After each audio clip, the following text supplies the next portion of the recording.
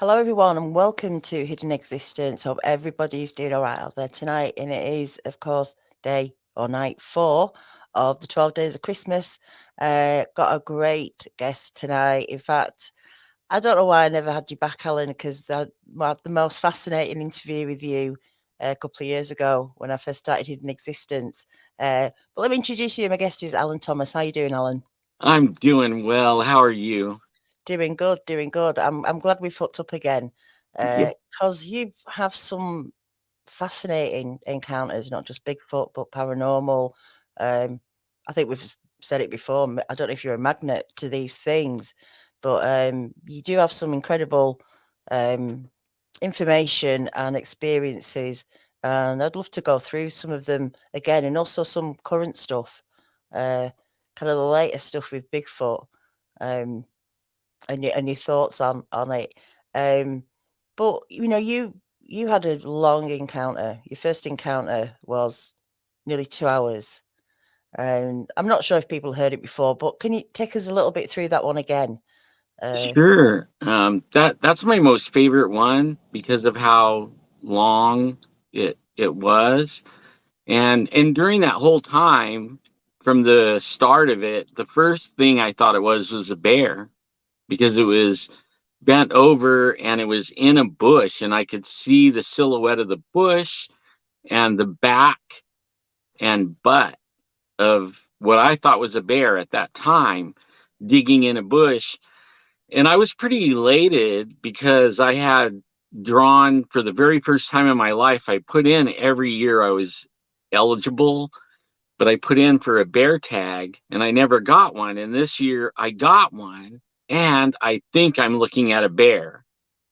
And I'm getting so excited that my friend that was with me, he was like trying to calm me down, like, don't shoot it. You don't know what it is. Like I was ready to jump out and I could tell where the chest was, so I think I could have nailed him, mhm. but I didn't know really what it was. And then it stood up and it was a man. So the rest for an hour, it was a man. It wasn't a Bigfoot, it wasn't a bear, it was a man. And it was like, what is this guy? How did he get up there? I've been camped here for 14 days, nobody around, haven't seen a hunter in 5 days. And then here's this guy up on top of the mountain, no light, no gun, dressed in dark, like Mhm. black, is like, what in the world? And he started walking down the mountain towards us, but he was stalking like how we stalk our prey, stock up on it nice and easy and slow. He was coming down the hill nice and easy and slow. And a lot of times he would stop and just be a statue for 15 minutes, easy and not even move a muscle. Wow. But when he, as we were starting off pretty early in the morning in the dark, so it's progressively getting a little bit lighter. And as he was making his way down the hill, it was getting lighter and it was getting easier. We could see him more clear. And we realized it wasn't a man. It was a really well built man, but not man. And then he got really close, and the sun was getting really bright now, and he was getting really close. And I could tell he looked like Arnold Schwarzenegger body, real narrow waist and long legs. I mean, really built in the chest.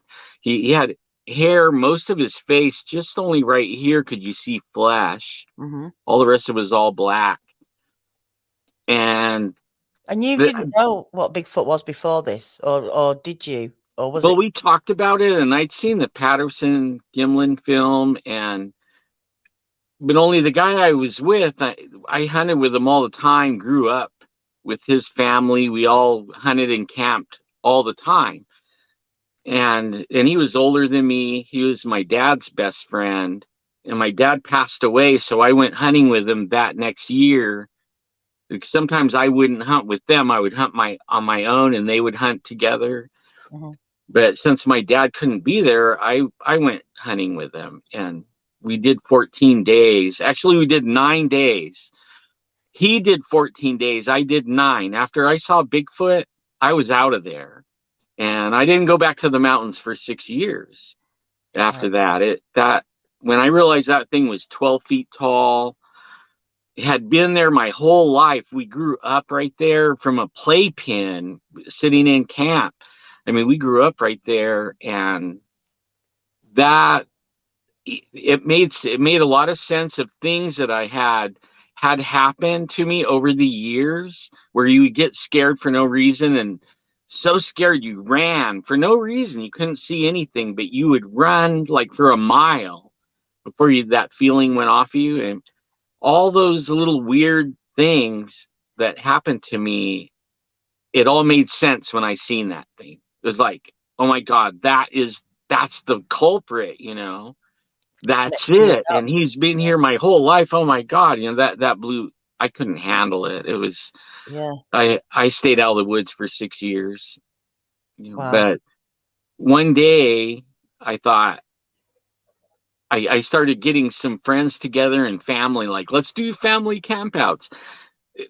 They think I'm going camping, I'm going squatching, and they're going camping. And I started tracking them around and finding them, and it wasn't really hard to find evidence over there. And I started tracking them, and it would be weird. I would track them sometimes 2 miles, and I would get to an area where, like on the top of a ridge, where it's granite and decomposed granite, no trees, no anything up there, too high. But the tracks would go to the middle of this empty, nothing area, and then the tracks would disappear. Mm. And there would be no way that it could disappear. It had to touch somewhere, but they would just disappear. The tracks would disappear, and it got so much so that I decided I wasn't going to track it anymore, because who's to say he was 20 minutes ahead of me and then he already disappeared and came behind me and followed me up to the end of the trackway and was right there the whole time, and it started. They're way too smart, so I give them that. They're better than me in the woods. So you convinced yourself probably not a good idea. Yeah, yeah. Well, all these things run through your mind, like, how many are there? You're seeing evidence of one, but only the sounds around before you realize what's going on. It would be more than one. Mm.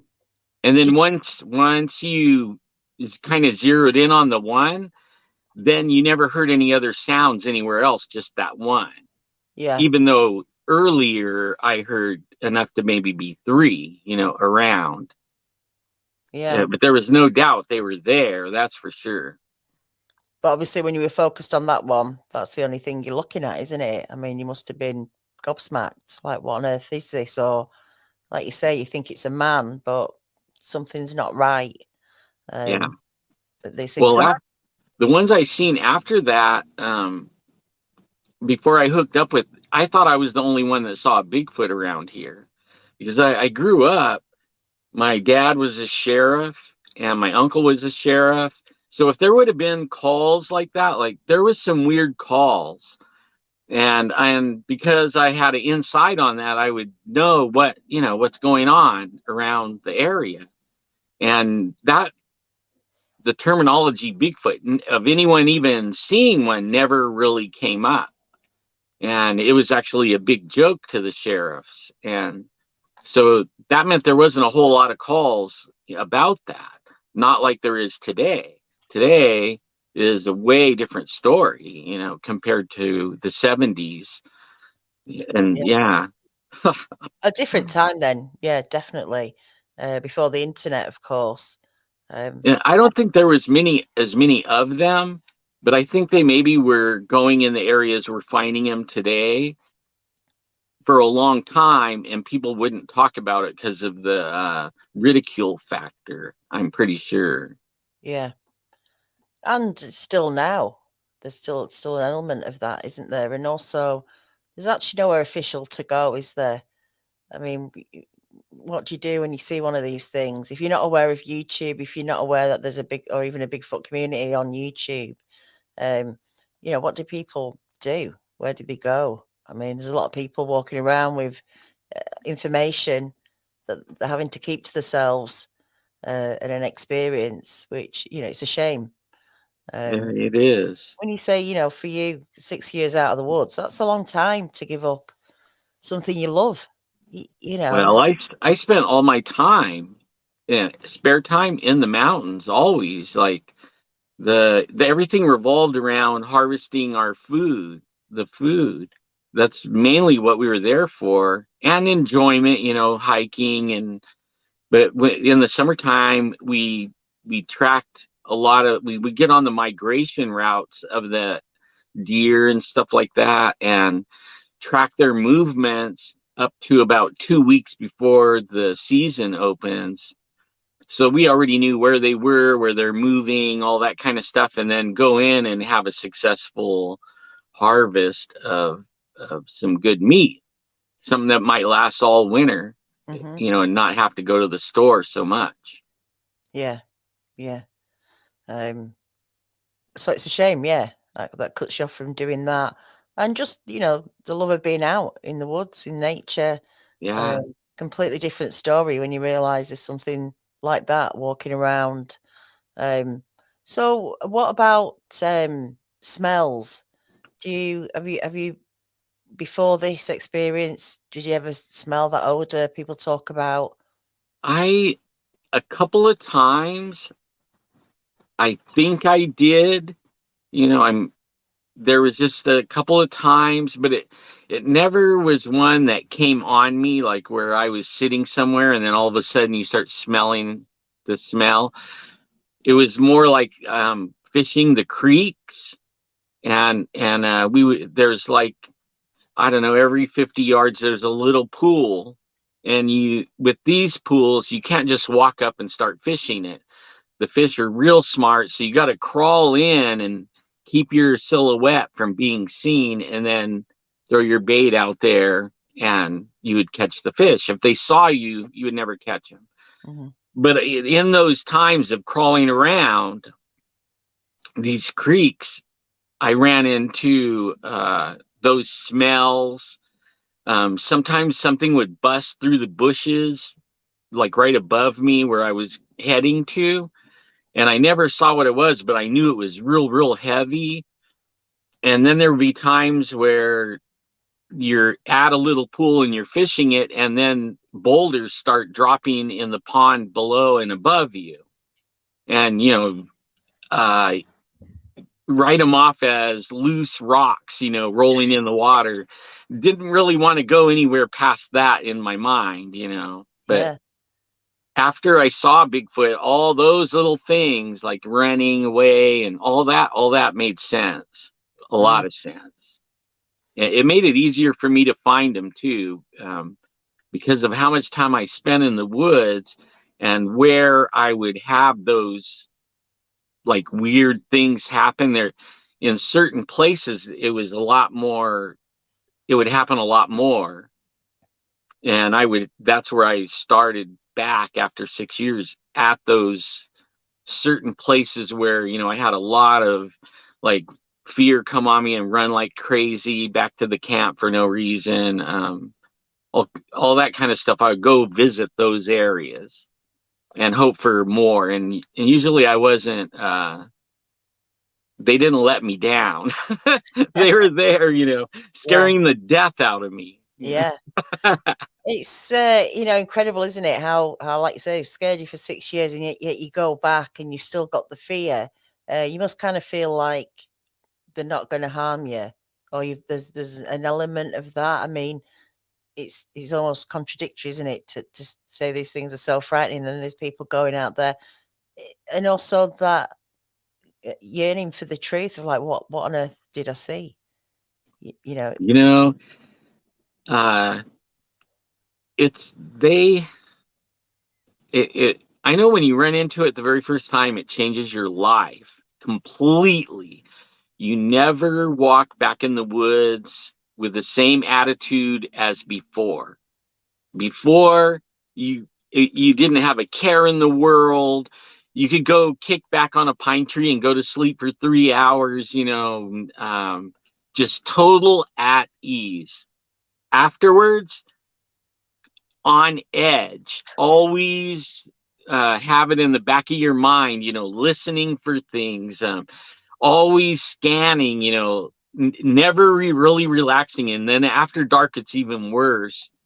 And so much so that I was telling my friends, I started calling our tent a sack lunch. It's a 3-man sack lunch. This thing could run through and grab it and just run off with us. It'll never be seen again, stuff like that. Even though it never happened, they seem to come in and mess with us, and what's really weird is fall asleep.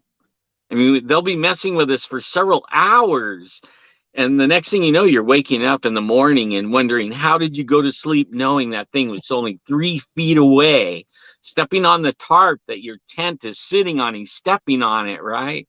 Throwing little pebbles at your tent. Like, I always couldn't believe that we would fall asleep. And knowing that this thing 10 feet tall or whatever it is right outside the tent, that it could pick up and carry away. And Yeah. I mean, it is really a conundrum. Yeah. Incredible, really, isn't it? I mean, these creatures, even having an encounter with these things seems to be quite rare, even though we hear a lot of these accounts. They are kind of super rare, aren't they? When you think about the amount of people that haven't seen them, have been in the woods for years and years and don't even get that. And I wonder whether Sasquatch feel like that, like it's, person, let's be curious. I I don't wonder know. I wonder about what is going through their mind, are we a bother? But we don't go we go to the same places the camping place. So we're not really moving into their living room or where they live at. We're not trying to get anywhere near there, really. We just get in the neighborhood and then set up a camp and then make a bunch of noise so that they know we're there, cook food and let the smells get all over. Yeah, I mean, it attracts other things too. Like, we'll have bear tracks and deer tracks and different animal tracks around our camp, but there's those too. And they come around. When they come around, they could start off as owls, and you'll be like, wow, this is incredible. There's 3 owls flying around our camp. It sounds just like owls. And then after an hour or so, one of the owls will break his role. I don't know what you would call it, like his owl thing, and he'll become a chimp. And now there'll be 2 owls and a chimp, and now you're starting to think, wait a minute, not a chimp. Now all of a sudden, none of the owls are owls. They're all chimps, It's like, oh my God, they're here, and we thought they were owls for a while. Yeah. But I wonder what they think. Like, are they coming to mess with us, or are they coming? They have to know who we are. I think I grew up with them. I think they watched me grow up. I'm pretty sure. Yeah, That that's right there bothers me a little bit. Yeah, definitely, of them recognizing people and remembering people, maybe by smell or what. I mean, like other creatures do. And again, the curiosity thing. And I mean, I don't know. Like you say, what are they thinking? Well, I don't know what's going on. Like, we'll get to today. Really, this today thing starts probably about maybe almost 10 years ago. And we got a call of in a little town like, I live in a valley. They call it the Central Valley. And I probably live 25 minutes from the mountains, where it starts off with foothills and goes full blown Yosemite, right? And the whole mountain range, huge, runs all the way to Oregon and Washington. But we we started getting calls down here in the valley floor, right outside. I mean, like right on the edges of these little towns out in the valley, all agriculture. They grow peaches and plums and nuts, you name it. We grow it over here. It's like you could take off walking in the country and not worry about having anything to eat and just kind of graze, down through the thing and eat all kinds of great fruits and vegetables and stuff. It's really nice. That's why I think they've been down here. And now once we let it know, started talking about it on YouTube, and a couple of news people picked it up, and Finding Bigfoot, we started talking about it, and we started finding, as we dug deeper and put the word out, that we're looking, anybody knows anybody that has seen these, and then it just broke wide open, and they're in the valley in a big way. There's a group of 5 of them. The tallest one is 14 feet tall, seen by multiple families. They don't know each other. They live along the river. That these things follow this river into the valley, and that river goes all the way out to the ocean.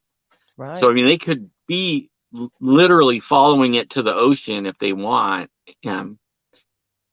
So we're finding them down there now. We used to drive 3 hours, 4 hours to go to our favorite place to find them and interact with them.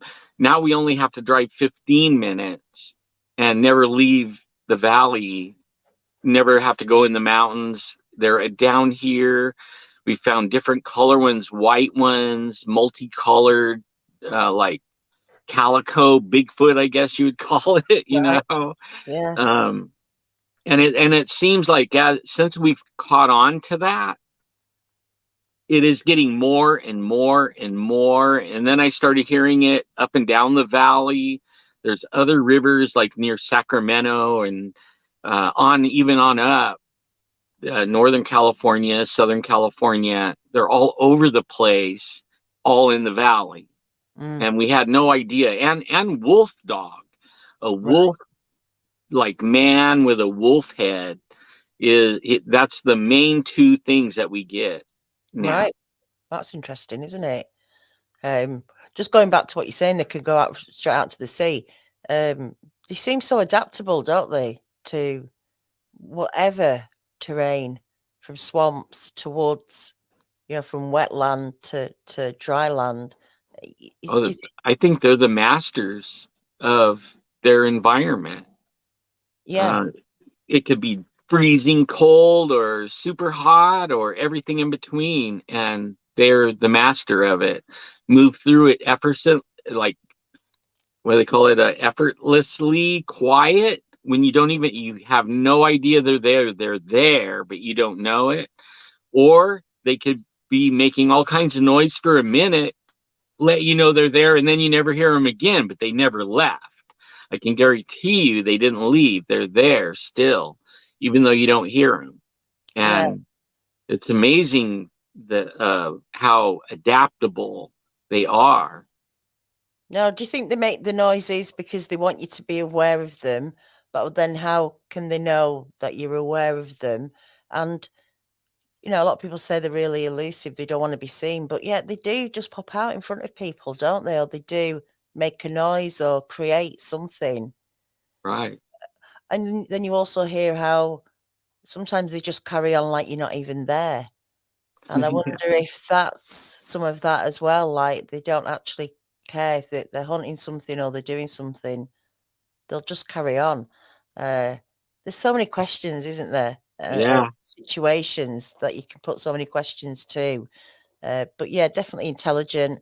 I was talking to someone the other day about people's perception of, I say it a lot actually, a lot of people think their encounters that this thing could have killed them, and they're left with this, impression that these things kill people.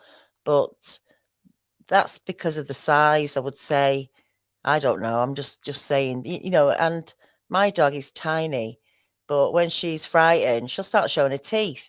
She's not going to attack, but she's frightened, and this is how I wonder if Bigfoot are aware of their size, and do they I use their size, or just like my little dog, she thinks she's an Alsatian, you know, a Doberman. She doesn't even I come think her I head. think they do. I think they are aware. At one of the places that we go to, we call the Spot, and it's the most active place of all the places we go. This is guaranteed. If you haven't had a Bigfoot encounter, you're probably going to leave and never go camping again. It's that good. Wow. And but I mean, and this is the kind of things that happen. We were setting up the camp, and we had just got there only maybe 30 minutes, and right off to, I guess it would be northeast of us, but it was to my right, a tree was pushed over, and it wasn't very far away, maybe 45 yards. And this tree, just all of a sudden you hear it. And a tree does make noise when it falls in the forest. I mean, that question. And, we stopped what we were doing for a minute, and we were like listening. We didn't hear anything. But it's getting dark, so we have to hurry up and get our camp made up, get our tent up and everything. And 20 minutes later, we had our tent up, we had the door open, and I was sitting on my cot, and I hear the noise again, and I happen to look over, and I see the tree falling, right? Fall. And it was like, oh my God, two of them, two trees, like, this is not a coincidence now, like, this is now getting into a weird feeling now. And we were sitting there talking about it, and before 10 minutes even was up, a third tree right in the same spot. It seemed like the same, like right in, I would say well, actually, we went and looked at it the next day, and it was within about a 10-foot circle. These three trees broke off at 10 feet high, and were pushed over. Wow. And it left a stump 10 feet high. I mean, it broke it at 10 feet. These big, I don't know, a foot and a half, 2 foot wide pine trees busted off at 10 feet, all three of them. And all three of them kind of splayed out. Not one was one direction, and they weren't all going the very, very same direction, but only it was because at first I was thinking maybe, when you're trying to work this out in your head, you don't want to say it's anything yet, like anything but that. Like, what if the tree bounced off the other tree and then broke it, as it went down, and then that one happened to fall, and when it did, it hit another one like a domino, and Yeah. then that one fell. Well, they all fell a different way. So it wasn't, when we got over there, it was three separate trees going off in three separate directions. They did not touch each other. Then it was like, oh wow, okay, this is weird. Yeah. Very weird. I mean, the unexplained, isn't it? How these things happen. And how are they doing it? I mean, this is the other thing, isn't it? I mean, they've got skills we hear about. Well, let's rewind back a little bit when we're talking about when things start coming out on the internet. It's kind of muddied the waters a little bit. Do you think? Internet's a little bit wild. We have this these stories of Bigfoot, people's impressions. We seem to have a lot of facts that we think are facts, but we don't actually know anything about this creature. Oh, Oh, my light's gonna go out. mm, I wonder why. gonna be in the dark. There we Um, go. It has a timer, I guess, huh? right. Okay, cool. What's what, like 30 minutes? It'll be something like that, I think. Yeah, Um, that's but yeah, the abilities and some things we can't explain.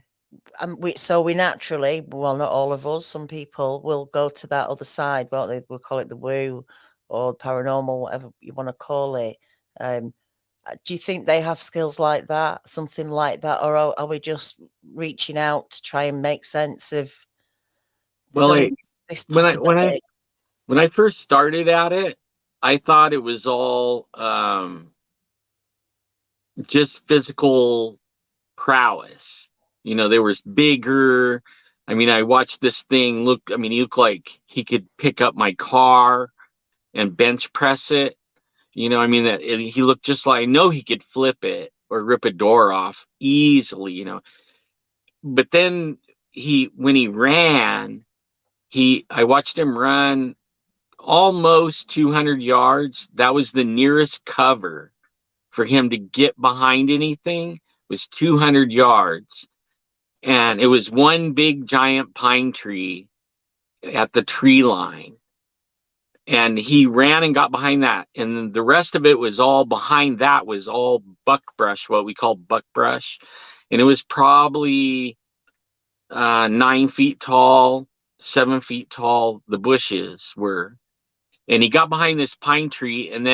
But when he ran to that pine tree, his head did not bounce. It was gliding.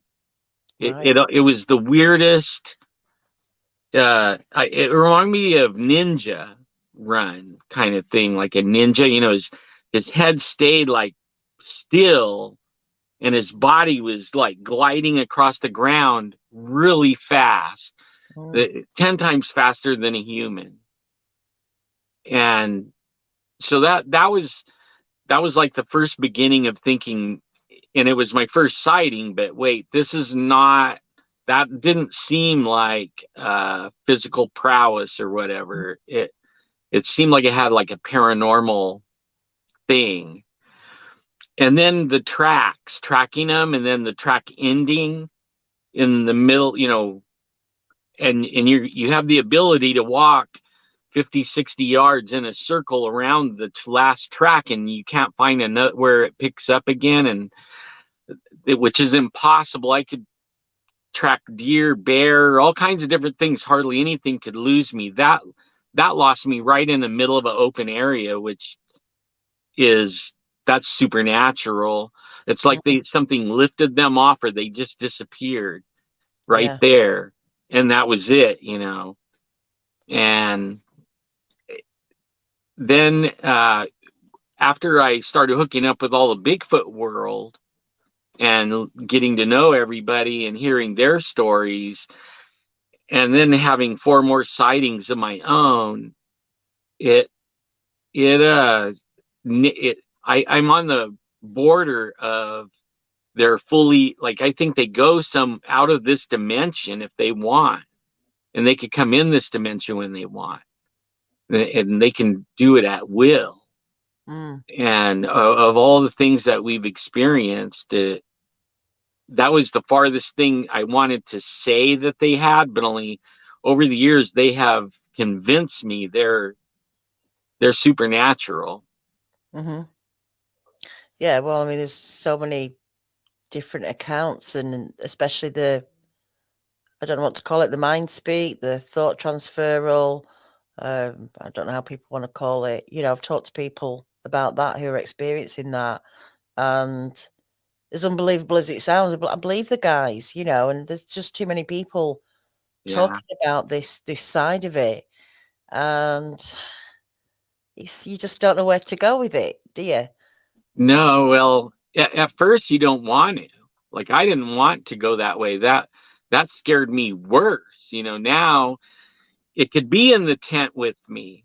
You know, it didn't have to be outside. It could actually be sitting in the tent with me, and I wouldn't know it, you know. And I didn't want to go there, because then I would talk about your comfort level going away on a massive scale, you know. Now you're not going to sleep. You're going to be so tired when you get done with this, because you know, everything was on edge the whole time, Yeah, you know. yeah. And that's how it is now for me, because I don't know, like, I have a lot of friends there, they say, oh, they don't hurt people. Otherwise, you know, we would hear about it. But only I have a friend that's in the missing 411 book. And believe me, I thought about it. This guy's he's a lieutenant colonel in the Air Force. He knows how to handle himself in the woods. He's a really good friend. And also my teacher in like middle school. But only I know, that this guy could handle himself. I went camping with him lots of times. If that's the only thing that could have got him, that, and we have not found, when he went missing, the National Guard that he was over, they went looking for him every weekend with 38 guys and airplanes and jets and all their technology, and they never found anything but his car. That's it, where he parked it, and it was where he said he was going to be at, but he's gone. And he doesn't have a story. And I think there's a lot of stories where people have been in that sack lunch or whatever, and they're gone, and they're not going to come back and tell a story, and nobody saw anything, so nobody can say if they're nice or not, No, but I think, any animal feeling threatened can do anything, would do anything, wouldn't even think twice about it. And so I think that's just a natural maybe thing to expect of any animal. You just can't trust anything, can you? Not even your own dog. I mean, no, people say you can trust your dogs, but you just don't know how they're going to react with things. They're really smart. I mean, really smart. When we were up there one day, we took some guys up there. We just wanted to check the area, and we're gonna go up in like 3 or 4 days and do 4 or 5 days staying there. And we went up there, and we're looking for a parking place for a fifth wheel and all this stuff. And one guy had a drink from Starbucks, one of those. I don't know what he had, but it was whatever it was cold, a cold drink. I think Right. cold coffee or something. Yeah. And they took off hiking, and I was wanting to save myself for the trip. I'm disabled physically, so I save up my energy for the actual, when I'm going to be camped there. I'm not going to walk it all off 2 days before and then wind up laying in camp, Yeah. So I stayed with a truck, and this guy set his drink down on the tailgate of the truck. And I did not see that, but everybody else saw that. I wasn't paying attention to him and his drink. And they took off walking, and I busted out my camera, and I'm just taking video, and there was some fresh berries and stuff like that out, and I was just documenting things that I could look at later. And they come walking back up, and as we're getting in the truck, the guy with the drink says, "Where's my drink?" Like, they go on the tailgate. So we ran out. It's not on the tailgate. It's not on the ground.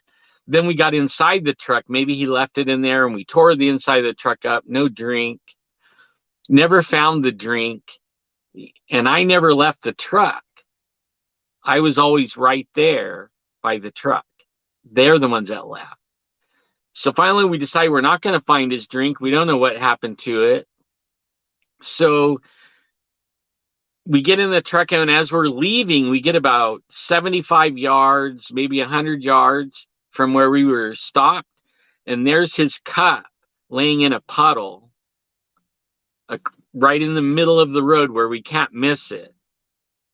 And there's like it looks like something slid on the side of the hill above the road, and then dropped that cup, and then hit the other side of the road, never touched the road, but jumped completely over the dirt road, landed on the other side, and took off. And he was probably watching us, because we got out, and man, did we make a lot of noise looking at this cup. It had a fingerprint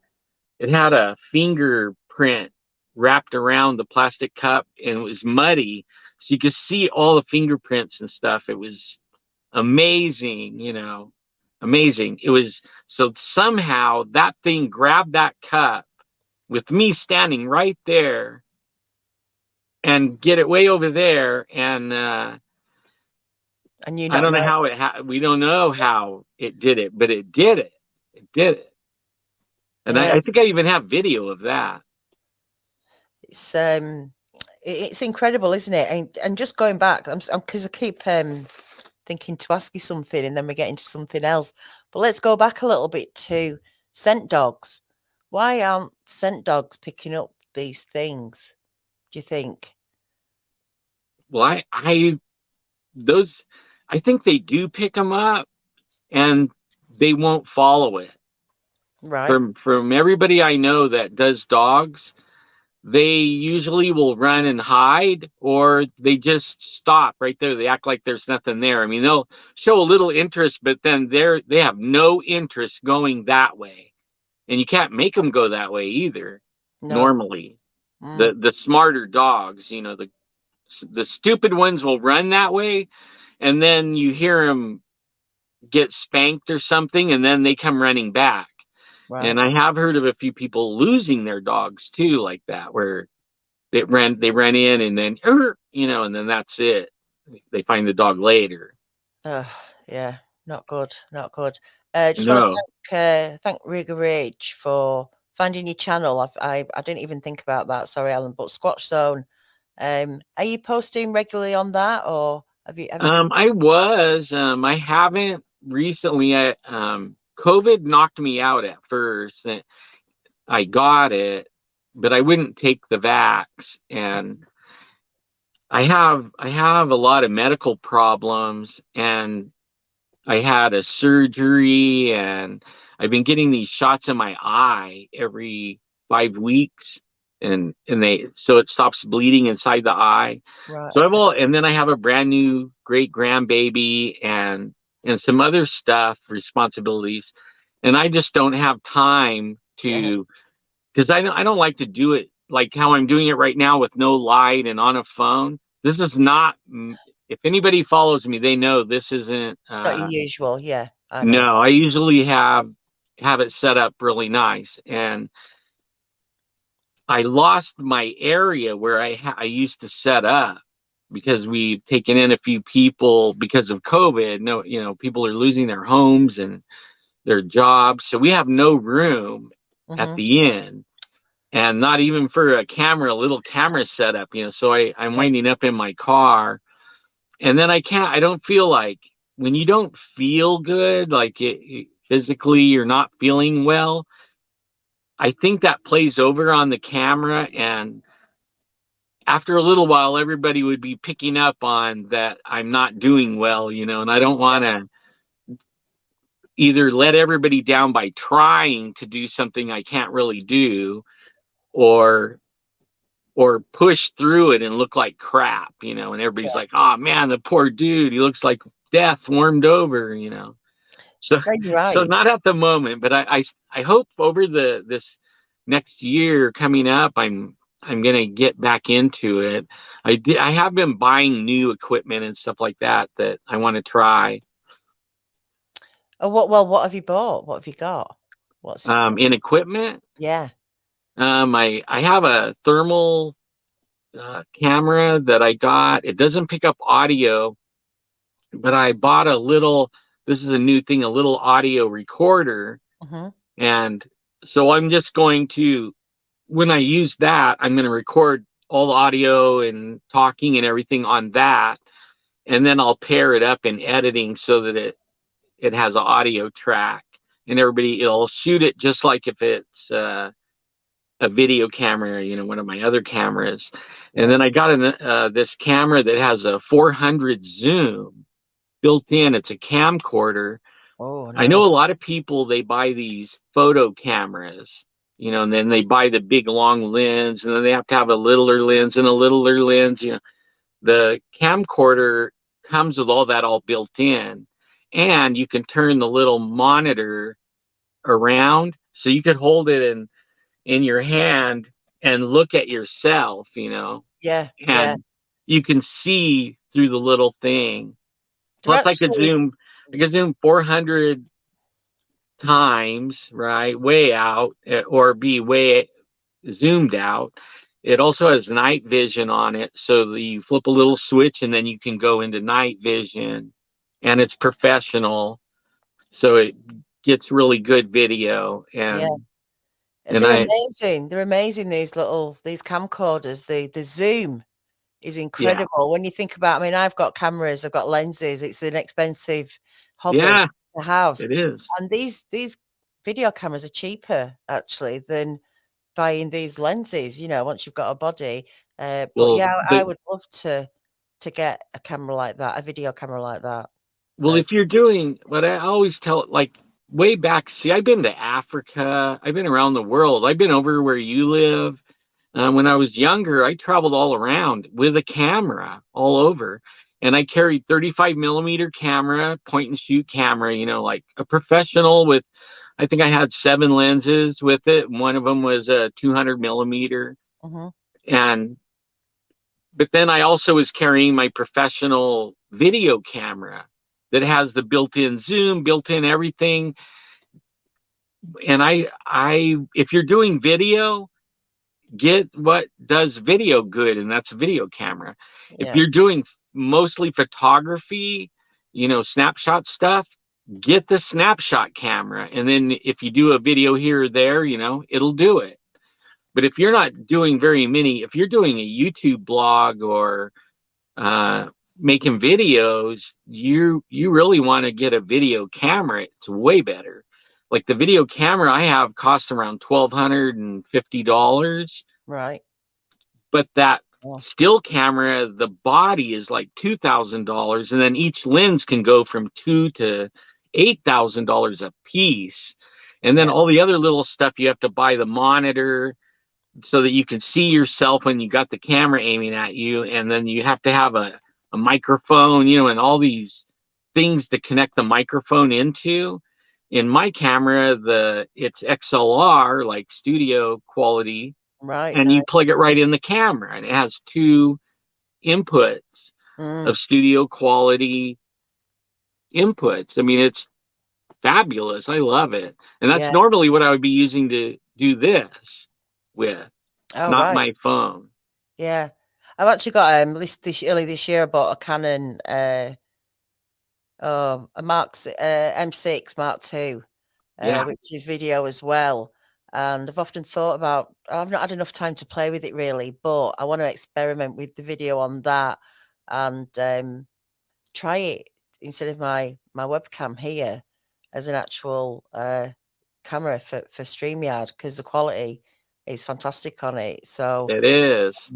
but It yeah, really is. it's I mean, such an you'll expensive like it. hobby, isn't it? I mean, I love photography, but it's so expensive.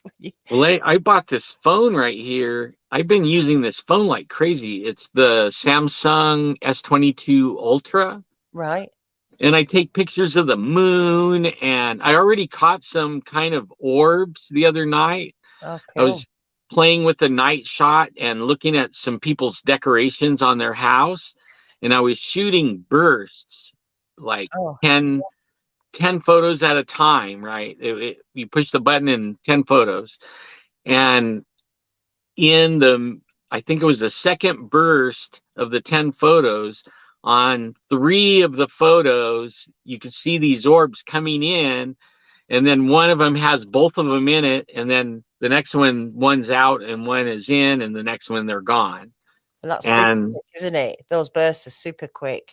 I mean, yeah, really quick. So whatever it was, it came in, and then I didn't see it with my eye. I was actually looking that way. right. If I would have seen it, I would have grabbed the camera and took off running with it, and uh, took more pictures, but I did not see it with my eyes. Mm, So that meant it's one of these orbs that is invisible. They'll be invisible to your eyes, but not the camera. And then I've also went on other UFO incidents, and the pictures, they could see it with their eyes, but the camera couldn't see it. It's that's really interesting. weird, these orbs. They're weird, just like the Yeah, Bigfoot. yeah. A little bit like the EVP, but when you don't hear it when you're there, but you hear Right, it later on, and right. you get these things that you don't see on at the time when you're taking a photo, and then, like you say, you get it developed, and hey, there's something stood there or an orb or something. Man, we did a lot of that kind of research, and that was one of the things. Like, we would set security cameras up where people are seeing ships in the sky all the time, and we would set them up, and it could record for a whole week. 24 hours a day. But Wow. then you have to sit there for a whole week, right? And watch these videos or listen to that audio. And oh man, you about go bonkers listening sitting Yeah, there that long. that's a long job, isn't it? Yeah, it I is. guess Yeah. technology nowadays is making that a lot easier, isn't it, as well? You can actually see when there's a sound, when you're looking at it on the screen, can't you? You can. Yeah, you could kind of go fast. And then I like to put it on a waveform monitor, like the Mhm. audio part.